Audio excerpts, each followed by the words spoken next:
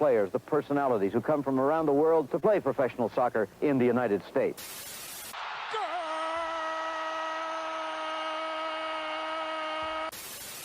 Go, go, USA! Oh, it's incredible! In a world where some call it football, football, or soccer, they dare to call it foosball. One thinks New York is blue, the other thinks New York is red. Soccer in America from a German perspective. Let them put some sauerkraut on your hot dog and join them for the Schnitzel Boys USA Hour.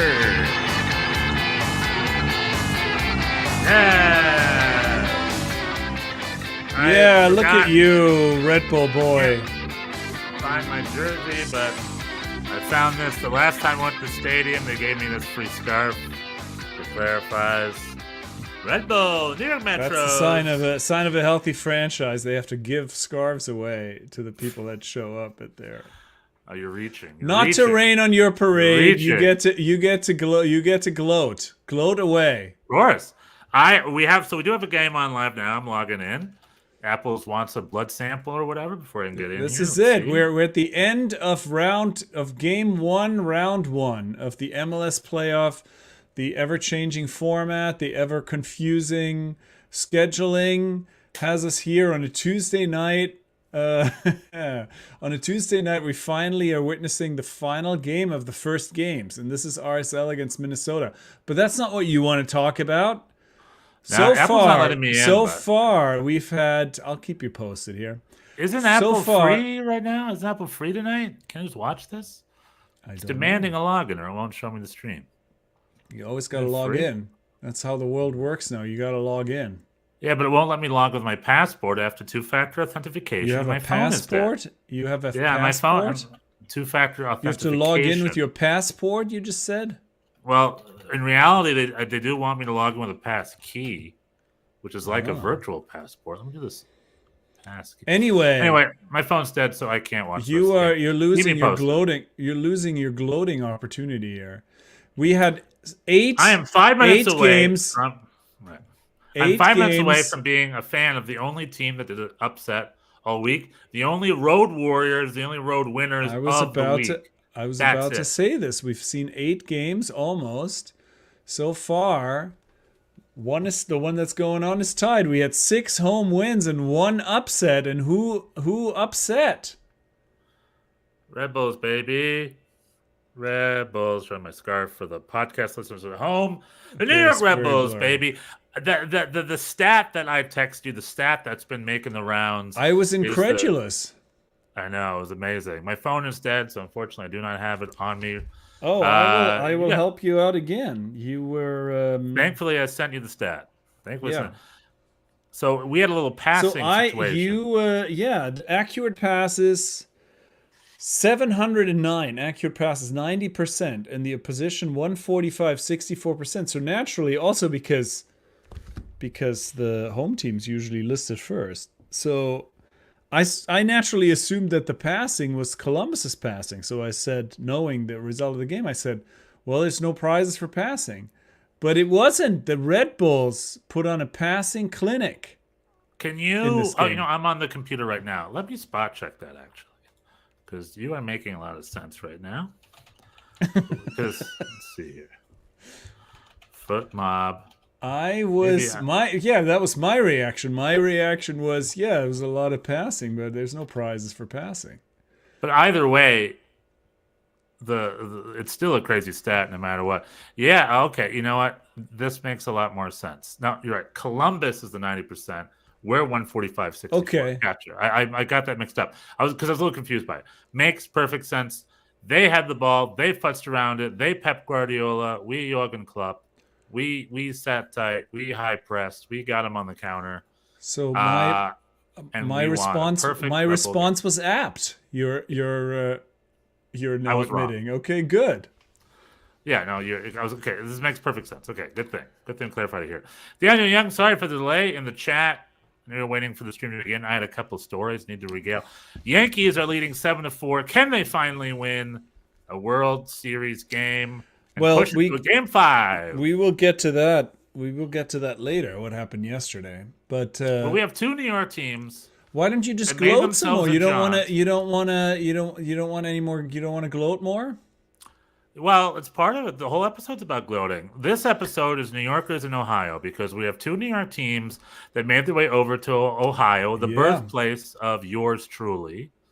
A great part of the Midwest, huge German following over there. Great soccer state. I mean, Cincy and Columbus. Great stadiums, good support. They served as gracious hosts. But we went to Columbus. And again, this is the first of potentially 4 games. You see, this is the second of potentially 4 games because we played them at the end of the regular season. We pulled back of a 2-0 loss to a 2-2, but lost 3-2 at home. But thankfully, it's the regular season, and in MLS, the only games that matter are the playoff games. It's like a bunch of useless games, and boom, everything. It's the world matters now. So with that in mind, a prepped New York Red Bulls went to Columbus, came to play. They won the game. They won 1-0. Lewis Morgan missed 2 sitters, including a one-on-one with the keeper. He dribbled past the keeper, but he dribbled too far past the keeper, and he missed. And I'm just like, oh, boy, are we going to pay for that? You did not. We did not. We held strong. We held strongly. No Cucho. Really good defensive performance. Yeah, Cucho was there. I'm just saying no Cucho goal. Rossi was absent tonight, which helped us a little bit. Carlos Coronel was on point. He's been hit or miss all season. He was hit tonight. And they were up for the occasion. And good on them, boys. We went to the road. We got a win. And now we're at home with them next week. And a win will do it. A win will do it. The press was back tonight. I mean, the Red Bull, that was traditionally your thing. But this season, your press was unimpressive. Well, definitely. No. Our whole middle and last third of this regular season was unimpressive. But the only I thought impressive part of our season was the first third. And the beauty of MLS is like you can sort of take a vacation from the regular season as long as you flip back on for the playoffs. And it looks like they were up for it. And it was the Red Bull that I remember from earlier this season. It wasn't perfect. Lewis Morgan was a little raw. Emil Forsberg wasn't as involved. But Lewis Morgan also was a one-man wrecking crew up front there. I mean, he should have finished more. But he like in your defensive performance, he brought some relief, in his hold-up play. Like he played well, I thought. I mean, obviously those misses you will highlight, but and he was pooped at the end. He gave it all he had. I mean, it's a very good defensive performance by the Red Bulls. That hasn't always been the case this year. The press was back, and Columbus very pedestrian. I did not mind watching this. I have to say, we've talked about this before. I have become anti-Columbus. I am the antidote to it being everybody's favorite team. I like to see them fail, and so this was they clearly were kind of like feeling like this just be handed to them. They did not seem like they felt like they had to try. They did not feel up for it, and so there you go. RSL in Minnesota is going to penalties, so. Your status as only upset team is still in question. Amazing. I love penalties. Which we'll talk about that maybe in a second. But I mean, the Columbus are going to come for it. They're going to come ready to go when we host. This series isn't over by a long shot. In typical Metro fashion, I was on Reddit and I was like, amazing upset. We're going to lose the next 2. It'll be fun. And all the Red Bulls fans have liked my post because we are too old and too experienced. You've seen this all before. And cheer and cheer and cheer. It's the Metro way. Although I believe, if someone on Reddit is correct, this is the first playoff game we've won since 2017. This is the first time you've won a playoff game at Columbus in the fifth attempt. I read they are our bogey team. No, this is a big night. It's always Columbus, especially this year. And remember, what did I say? There's the 4 league clubs, Columbus, Inter Miami, and the 2 LA teams. And I would be so happy if we are the foil for Columbus, which you would be too, because you hate Columbus. We are the antidote. like how Batman is or like how what's his face was the White Knight to Gotham. The New York Red Bulls is the antidote to Columbus. Okay, and let's do it. I mean, it could mean. Well, anyway, just keep talking. I was going to say at the very beginning of the season when we first played, the play-by-play guy said this was our Pep versus Jurgen Klopp. The Nancy versus Sandro Schwarz. As Sandro Schwarz was a Klopp head, and Jurgen Klopp is actually officially now the head of global soccer at Red Bull, oddly enough. And Wilfred Nancy, I guess, was a very, death by a million passes style Pep Guardiola coach, which is true. And then what we saw today is we saw Columbus futz around with the ball, but the New York Red Bulls held tight, hit him hard on the counter, like I said, ripped him apart. It should have been 3-0. I mean, it was 1-0. It should have been 3-0, to be honest. Yeah, and they really had their number. Yeah, I just looked up the XG for Columbus. They had 15 shots, but that added up to a .77 XG. So those are not good shots. You held them. You held them. I mean, there were some on target, but like it wasn't. Yeah, it was a very convincing performance. You got to do it. Now you got to do it one more time. Their best attempt was at the very end when someone was crossing it in and deflected off a Columbus player, off his head, rolling towards the goal. One of those things where Carlos Cornell was like wrong-footed. Yeah. And then he had to, and thankfully it rolled out. I mean, that could have been equalizer, boom, penalties right there. I still thought he had that covered. He seemed like he was changing direction. So if it had come, but anyway, one can hope. That was my trip to Ohio. Columbus huge fans of the best of 3 series versus they love it. Which is not good. We'll save it for afterwards because I want to talk about our games. I want to talk about the playoffs overall. I want to talk about the playoff format, and then I want to talk about some big MLS news or some MLS news that have been making the rounds. We'll save that for later. But we've been hearing. I think Stefan Fry was the latest to offer his thoughts on the discontent over the best of 3 series. LA Galaxy destroying Colorado 5-0. But if Colorado ties and wins on penalties the next 2 games, then Colorado's through. So there is that the lack of aggregate score, which we've come to know and love in the sport of soccer.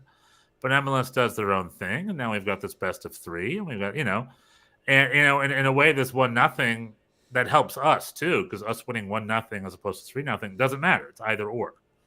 So if they come and then beat us 5-0 at home, who cares? We just have to go beat them again in Columbus. Yeah, I mean, this is a very American kind of a thing. It's just the same in basketball, baseball, the World Series. Yeah, the score doesn't matter. It's just the W. Yeah, you can win one game 12-0 and then lose the next 3 1-0, and you still No, that's fine. I mean, it's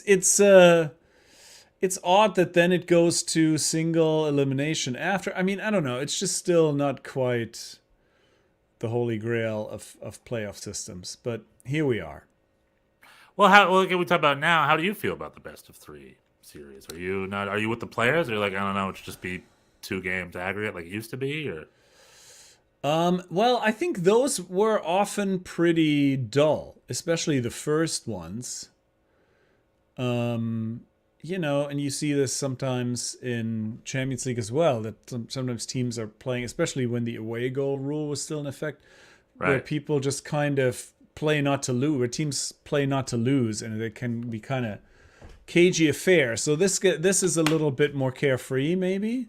So I don't mind it. I guess I would. What is weird is that it's just the first round. That the rounds are different from each other. In baseball or basketball, you have the early series are shorter, and then as it goes on, the series become longer, and so. Yeah, it's just kind of like, we want to get. I mean, the commercial aspect to it is so obvious. It's like, we want to get everybody a home game, and then after that, we need to kind of tighten it up. It's like I likened it to the Memorial Day badminton tournament, where it's like, the dinner's almost ready. We gotta no, we're only playing till 10. The final only goes till 10 because dinner's almost ready. So 100%. So Daniel Young, the two-leg playoff system was the old system. They introduced the 3-round system, I think, for Apple TV because they wanted more playoff games. It was Sort of last word year on the the first street. time. Yeah, They did it last year for the first time. because Apple TV wanted more playoff games, which is like, it is what it is.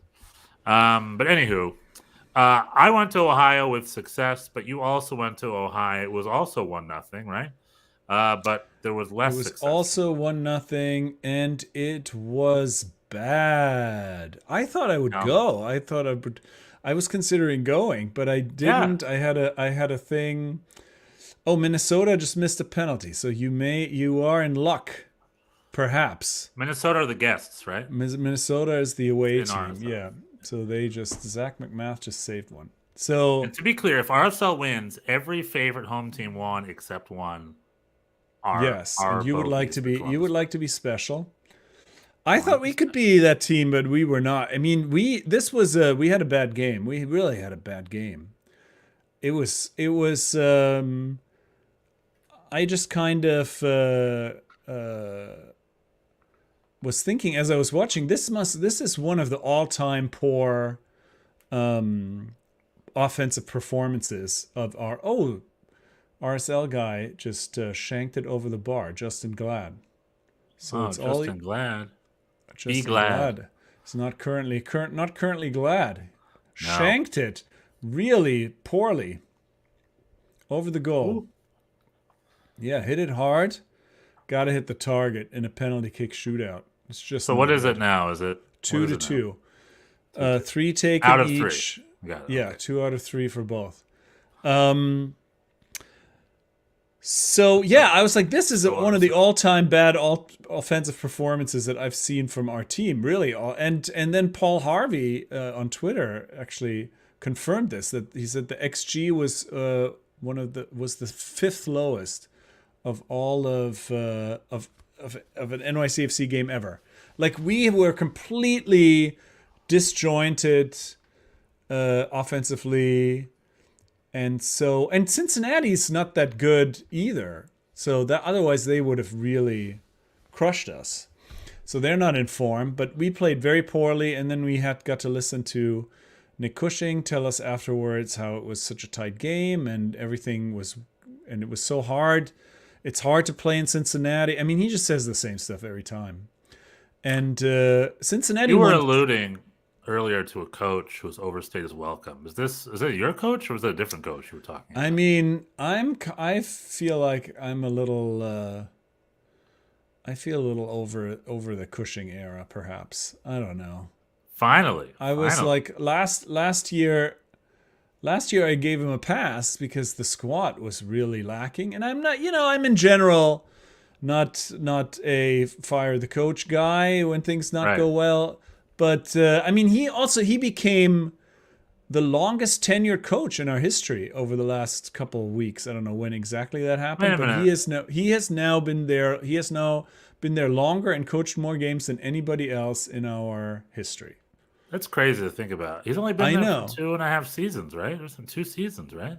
It's been 2.5 now for him. Yeah. And it was that for Patrick Vieira as well, except he left kind of early in the season when he left. So it was really more like 2 1/3 for him. And so there's a lot of turnover, isn't there? Because then Ronnie Dyla was there for only a season Ronnie and a half, Dyla was there for also almost 2.5, but then he left in the middle of the year, also early for another job in Belgium. Doma Torrent lasted a season and a half, and he quit because he just hated everybody and spent too much time on Twitter. So yeah, he is now the longest running coach, and he also has the worst numbers of anyone per game, or he barely has an even record as like he's won as many as he's lost, and we've been a winning team really prior to that. There's only one coach you need, and rumor are he's about to be the San Jose coach, which would kind of blow my mind a little bit right now. Bob Bradley? No. Bruce Arena? Okay. Bruce Arena, the most New York coach in American soccer history. Mr. Long Island, Brooklyn himself, Bruce Arena. He's available. He wants a job. We talked about this. He's not a CFG I know. guy. But he's definitely a New York guy. He's Definitely a New York guy. He would coach the Red Bulls, but I mean, he coached them. He did coach the Red Bulls. We fired him. Yeah. And he hated Austria, so it didn't work there either. Same problems. doesn't jive with the international conglomerate. No, which New York has two of, and that's the only option in New York. More of a one owner, more of a Bob Kraft kind of like. Give me one guy to talk to. That's it. I don't want to go to. So maybe he'll thrive in San Jose. We'll see. I'm very curious what he's going to do with San Jose. All right. So this is RSL has to make this penalty kick, or else they're going to be done for tonight. For tonight, best of 3. We're in the 6th. We're in the 6th penalty take. Oh, so it's sudden death right now. It's now sudden death. I mean, everybody gets a turn, but this is Minnesota made there. So now it's RSL. Oh, the stutter step. Nope. Hits the crossbar. Hits the crossbar at the end. Minnesota wins. I'm sorry. Okay. Well, you're not that special. On Tuesday, we're the only team that won. Home teams win on Friday. Home teams win on Friday. Home teams win on Saturday. Home teams win on Sunday. Road teams win on Tuesday. Hell yeah. That's why they do it. Them's the breaks. That way. Our next game, I think, is on a Tuesday, right? Well, that means that the Columbus is going to win, I think. Two people missing the frame, missing the goal. That you can't expect to win a shootout that way. No. Well, you got to hit the target. Got to hit the target. The Yankees are up 10-4. So yesterday, the other thing that happened yesterday, something happened to New York City, which has never happened to any city ever in the history of sports. Apparently, we managed to have 4 professional teams lose in 4 different leagues on the same day. This is hard to do because not a lot of sports happen at the same time. We had the Yankees lose in the World Series. We had NYCFC lose in the playoffs. The Giants lost. They had a Monday Night Football game, and then the Knicks lost as well. So it was a bad day for New York City sports, and NYCFC was no exception. It's 0 for 4. 0 for 4. NYCFC must be honored to be included in that stat. Yeah, very honored. Very honored. They're like, yes, us too. Anyway, Knicks, it was a very Giants, disheartening. Yankees, it was a disheartening loss against a Cincy team that's unimpressive. They don't really have a striker. Yeah. They got rid of all their play. Luciano Costa's not at his best. Well, he's good, but their defensive line is patchwork. They have new center backs. They had a lot of injuries.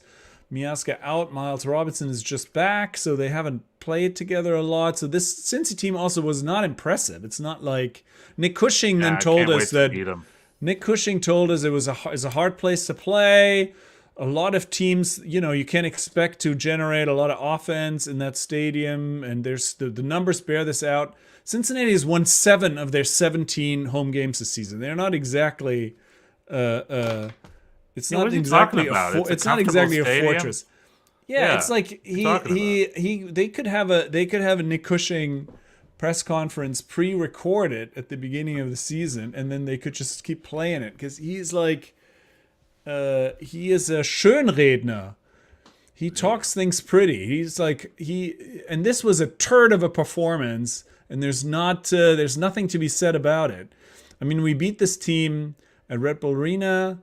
We're gonna try again on Saturday at Citi Field, but this was a poor performance. The team was weirdly stretched out. It was like this was not even our game. We usually are a good passing team. Everybody was trying to hit the low percentage pass. It was quite bad. So, how do you feel about Saturday? We got Daniel Young got his seats, the ones that I think he worked out last year. And we said when we sat next to each other, I'm going to try and get into that section too. Actually, Daniel, I haven't. My tickets are currently on the other side of the stadium, but I would like to be in that section also. So maybe I will see. Are you feeling the Saturday night? Is it going to be? Is it on Saturday night? Sorry, Saturday night. Yeah, it was afternoon. Are you feeling a home win? It's 5 p.m. How are you feeling now going into it? I feel like the team hasn't been good. You know, it's not a offensively they're clueless. Defensively, they're shaky. Burke Risa started again. He hadn't played a lot at center back. I mean, I know this is a Jekyll and Hyde kind of squad. We have had good performances at times, so we'll just have to see who shows up. But I could see this going. I mean, like I said, I don't think this Cincinnati team is that impressive. So I think they're definitely beatable. I mean, this game was close, but it was just close because they have no striker and they have Kubo taking weird shots. We'll see. I can't wait until we play them in the next round and we beat them, because I think they're very beatable. Well, this is the other thing. If the Red Bulls were to survive and we were to survive, then we would actually have a home game. I mean, they would all be home games, but we would play in New York versus they'd be at City having to go to Columbus because you'd be the higher seed, right? So you'd host it. Yeah, exactly. I mean, so we would have two home games. The New York Derby is still alive, and if that happens, even though there's no way I can swing it, I might have to fly in for that. I might have to fly in. Yeah, you may have to. That's a first. Who knows what's going to happen? Would be I'm sure it'll happen again. That's never happened in the playoffs. Yeah, we've had some Open Cup things. And one and done playoff between the two New York teams this is at Citi Field or wherever. Or would that be at Yankee Stadium, do you think? Do you think where that would be? No, I think it's probably... I mean, I don't know, actually. No, probably Citi Field at this point. There's nothing else going on there. They have the field already laid out. I don't know. I mean, these are hypothetical... I know we're ahead of ourselves. Things because we're like we are so far away. You have to beat Columbus again one more time, and we have to beat Cincinnati twice. I mean, I'm not gonna bet a lot of money on this, but I think Daniel Young is right. I think the Citi Field atmosphere will be good. I think we've had some, because that's been the more likely playoff venue. We've had more playoff games there recently than at Yankee Stadium. Charge. And it'll be fun. I mean, I'm gonna be obviously, cheering, and I'm hoping I'm wrong, but I'm not optimistic. Nah, it's home so far. Like it's Tuesday's been the exception, but it was only one goal, and then the other was the penalties. Home teams get the advantage. In the first week of Sean, 6 out of 8 home teams won. And now the second round is going to change it all up. Now it's the new home teams, and now we got a new set of, upsets that have to be breaking the pattern. Believe. The rest of the playoffs were, it was pretty uneventful. Like the home, LA won 5-0 over Colorado. LAFC won their 2-1. The home teams won. All the favorites won. Miami won over Atlanta. Vancouver destroyed Portland in their playing game. 5-0. Yeah, that was a pretty whack. That was a pretty wild. Only for them then to go lose 2 days later to who'd they lose? They lost to LAFC, right? LAFC beat them 2-1, I think. Yeah. But yeah. It gives me, much like it gives me pleasure to see Columbus lose, it gives me pleasure to see Phil Neville suffer too for some reason. I don't know. What's the problem with Phil Neville? He hasn't done anything to me, but I don't know. It just makes me chuckle when he's Phil Neville is obsessed with coaching, and good for him. It's his prerogative. But I'll tell you, that guy's a great analyst. I loved when he was in between jobs and he was working for Apple TV and stuff. I was like, I want to hear, because his brother is like king analyst in England. I would love if Phil, the Neville brother, I love if Phil was like king analyst of the United States. We have a Gary in England, we got a Phil in the United States, and they're just the best soccer analysts across the border, and they could have brother episodes. I just want this world to happen. For me, it's important this podcast universe happens with the Neville brothers. Bring the dad in. His dad's name is Neville. You know this. Yeah, Neville, and then his son's name is Harvey Neville, right, or something. What's his son's name? Who plays in Italy now? I think, or something. He was at. I saw him play at Belson in Queens on the top of the parking garage. He was playing for Inter Miami 2 against NYers. No, but he was. And Romeo Beckham got a red card in that game. Nice. Now little Harvey Neville is like in Italy or something. The Nepo babies were playing on top of the garage in Queens. Hey, Nepo Baby has always become the world's best soccer It's player. not what they have. It's not what they had in mind. Oh no, he's playing with the Sacramento Republic now, on loan from Oh. Portland Timbers too, and he has a cap for the Republic of Ireland U19s. Ooh. He went to Portland Timbers too, so this is just like how it goes. It's like if his dad gets a coaching job. I mean, this is Jonathan Klinsmann to the Galaxy, and this is just it's nepotism at its finest. As my mother used to say, connections only hurt the ones that don't have them. True. I'm in Hollywood, baby. I know. Jonathan Klinsmann's in Italy, by the way. He fell his way up to Italy. So Is he? He's selling ice cream, or he's playing professional he's an animator. soccer. He's an animator at Club Med. Oh, he's playing soccer. No. He's playing professional soccer. Oh, amazing. Good He's for probably him. also selling ice cream on the side. I'm not saying he isn't. But he's also playing soccer, in addition to that. What do we got here from Daniel Young? We got some more baseball news. Dominican Republic The Baseball Yankees League are game. winning. Wait a minute. This kind of... So we're talking about different venues. That means that Citi Field is hosting a baseball game. So maybe it will be at Yankee Stadium then. But this sort of leads into our conversation we had last week about foreign leagues and foreign games. So American leagues play in Europe, and Dominican league plays here in the United States. So it does happen in American sports for foreign, so a La Liga or an EPL game coming here is perfectly welcome. In general, it's just FIFA's the only thing that gets in its way, I think. But anywho, Anywho, so the playoffs overall just getting started. Like I said, I had a great time with my opening round. Week 2 was some butthole clenching stuff. We'll see. We'll see how far we get. I still believe that the LA teams and Inter Miami are the teams to beat. And Columbus maybe is off my list, but I don't want to speak too soon. I think Columbus will be ready. yeah, And they'll come back Yeah, with a vengeance. Because don't count your chickens before they So hatch. what?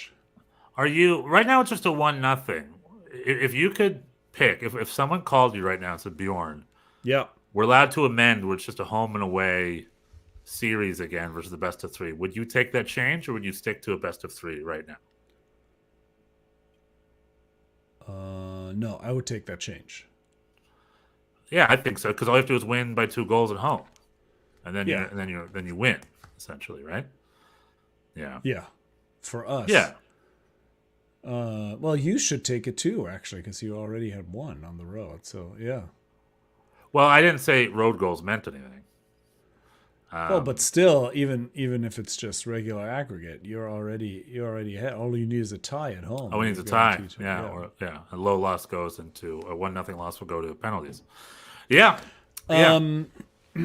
Yeah, I mean, I think the aggregate is not bad. I don't like this inflationary penalty kick taking.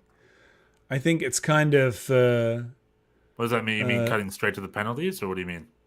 well, it's just too much of it. I think it's a flawed. The penalty kick shootout is a flawed thing, in my opinion. It's Right. really Yeah, kind yeah. of. It's not really flipping a a skill. It's really not. It's really not a skill thing. It's like just a. It's just sort of a nerve. I mean, it is sort of a skill, but it's a weird. Like it's not a great. Better teams Yeah. tend to win them more, though. Like it is like if you have more skilled players. I or they're mean, more there's a little confident bit. or whatever. Yeah, I guess so. So, but it's a flawed thing. It's not like I don't share this enthusiasm. I mean, I think it's dramatic and it's obviously exciting.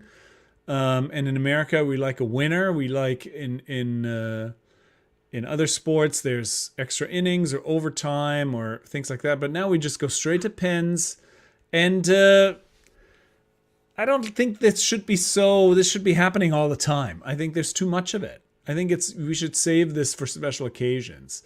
Like if you have a final, and that goes, but you should have extra time, and then you go to. Now they're like, oh, we don't really want to let them run for another half an hour because nobody likes that. We're just going to go straight. I don't like that. Yeah. So in that sense, the home and away would eliminate this. Would cut down on the number of. It'd only so be you in the could- second leg. Yeah. Yeah, if potentially. necessary. You're right. Potentially. So When I that's, started watching that's MLS, my take on that. when I started watching MLS, there were no ties at all in the league, and the way it would work. And they have this running shootout. Well, that was a little bit before my time. I do remember that was a little before my time. When I started watching in the early aughts, they had this thing where if you were tied at the 90th minute, you would then play 2 5-minute halves of extra time. Golden goal. And I remember watching one where Carlos Ruiz scored one from the LA Galaxy, and it was a big thing and was celebrated. But it was such a bonkers thing. It's like, if you didn't score in 90 minutes, here's 10 more minutes, golden goal. And 9 times out of 10, it just led to no scoring. And then I think they would just go to penalties after that, I think. Okay. I don't think it was a running penalty. That it was still regular penalties. But or it was just a draw. I don't remember penalties after that. Maybe there were draws, but before they announced a draw, they had to give you a 10-minute golden goal extra session first. And then when that was scoreless, some bonkers like that. I, for one, am just a big fan of the way it works. You know, this best-of-3 series, it's not the worst thing in the world, but it is weird. It's like a lot of games for the round of 16. I consider it the round of 16. And then after that, quarterfinals to the final to one and done, which is, odd. There's no 2-game series anywhere. Right. So, it is what it is. I have one last It'll change MLS again topic at some point. Yeah, it'll definitely changes all the time. I wonder if it's gotten to a point where MLS wants to change all the time because everyone's just gotten used to a part in the preseason where it's like the rule announcement session. Well, I mean, everything would be different if you take it away. You have the floor. There are rumblings that I'm into that in addition to the leading up to the 2026 World Cup, and I believe this will start immediately following the 2026 World Cup, that Major League Soccer is going to change its season from a spring to fall to a fall to spring, essentially the way the rest of the world does it, with the idea that like January, February, it'll be the Leagues Cup in the southern states, the Southwest, where it's warm and there's probably a bigger following for that. And then MLS will be from thing to December, from August to December, and then March to May or June will be the MLS we know and love, which will line itself up sort of with the international calendar, kind of. Those have just been rumors. Tell me what you think. Yeah, I think. Well, I have two thoughts. I used to be 100% in favor of this even from before being a real. In my Eurosnob days, I was like, why don't they just do it? You just said real, like did everybody you else. See? Did you hear yourself say that? What you did I said say? back when I was real, and then you stopped talking. You're about to say back when I was a real fan. Are you a real Eurosnob? Oh, okay. I was going to say a fan of real soccer. Oh, no. No, when I was a real Eurosnob, I was like, why don't they just do it? That was my answer to everything. Why don't they just do it like everybody else? But then, once you look into it, the weather thing is real. Right. It is. The weather thing is real. Like, you see this in New York, especially in the, when it rains or in March, people just don't show up in the same numbers, and it's mainly Minnesota, Ohio, Toronto is what we're talking about. We're talking about Midwest here. Yeah, but also even here in the Northeast, you see this. Like weather is a factor, and in the summer, I mean, it goes both ways. I also sometimes feel like in the summer, it's too hot. There's fewer people. It's not that it's hot, but it's like fewer people show up because they have other things to do.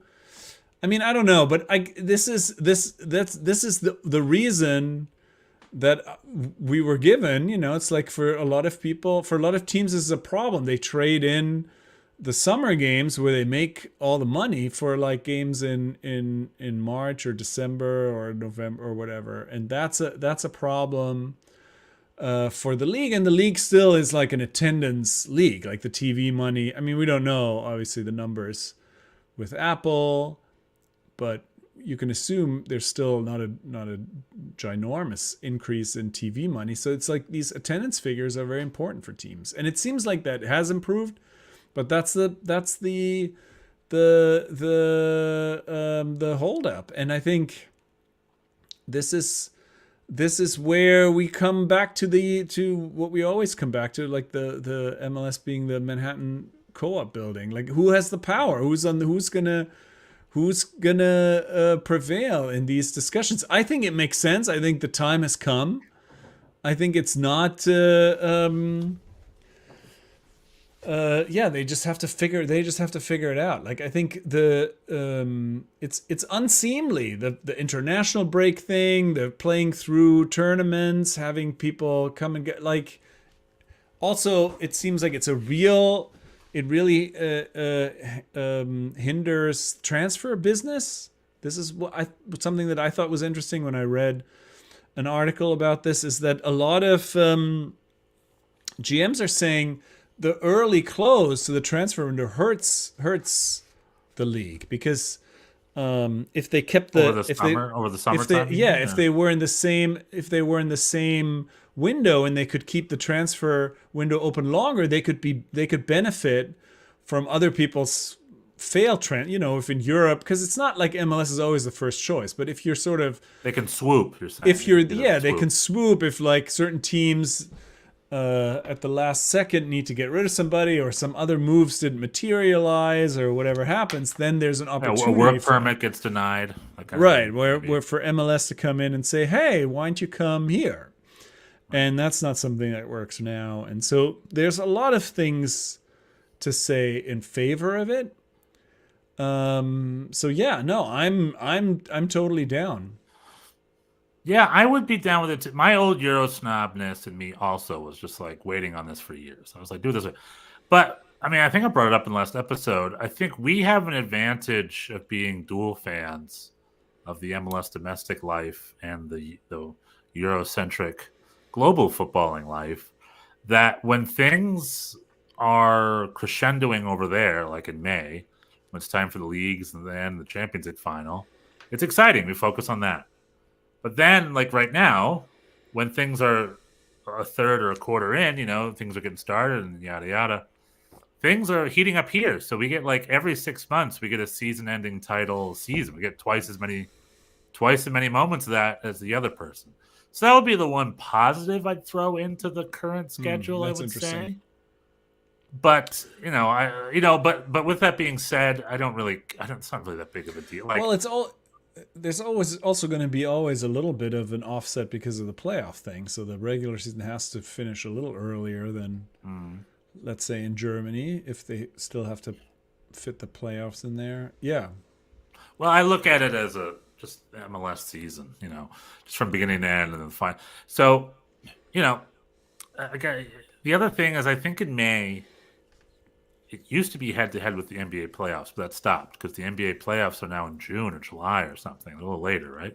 There's a little bit of NBA. The finals, not the playoffs, the finals. Overlap. Sorry. But the finals aren't until, like, July or August even, right? Aren't they late? No, June. Okay. So we could finish ours in May. And the other thing is, I always feel we should have taken the summers off for the summer tournaments. It's never not weird when MLS is going on during summer tournaments. And there's summer tournaments every summer, more now than there used to be. Right. So that's always weird to me as well. I mean, they used to play during the World Cup. It's like, who are watching these games during the World Cup?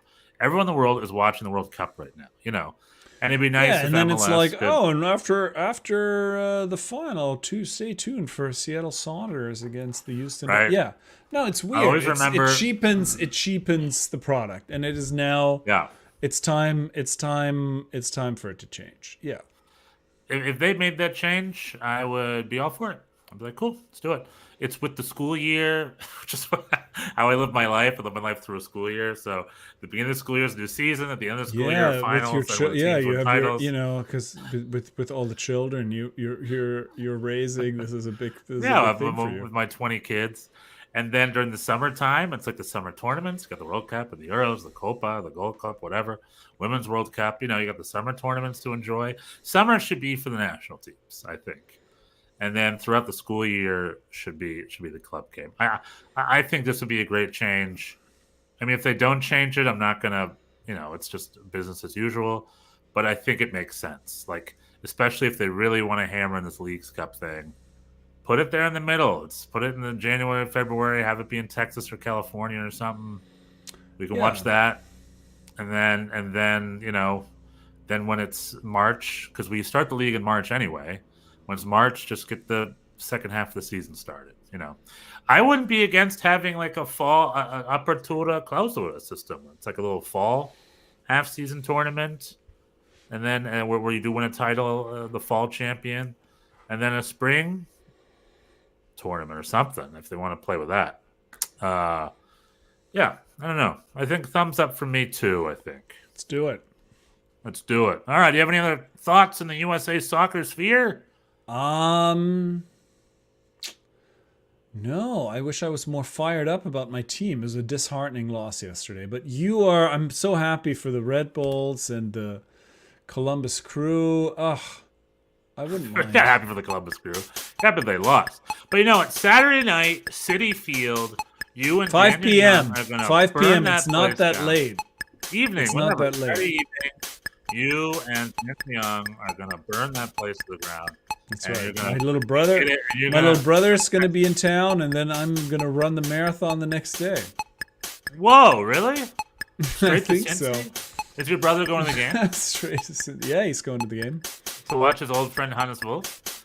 Well, then you guys are going to go to Cincinnati. You still have a second opportunity to fly to Cincinnati, by the way, if you want to go to Cincinnati. Yeah, if there's a game, if we make it to game 3, I would consider it.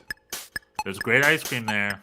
I'll go to Cincinnati. I've never been. Not chili, but good ice cream. I've flown into Cincinnati to go to a game in Columbus, Nice. which Now we you can lost- fly to which Cincinnati. we lost to 4-1, and then I would go to a game in could just Cincinnati. stay there. Yeah. Just stay there, eat the ice cream. I think the airport's in Kentucky, if I remember correctly. Because Yeah, I think that's true. And then so you fly into Kentucky, but it's right there. Anyway, anywho, we're not here to talk about Ohio, Kentucky. Ohio Mod. In The Simpsons, you're not allowed to know where they are. So there's an episode where it's like Springfield, Ohio Mod. She said Ohio to make it think like it's Ohio, but just looking at Mod.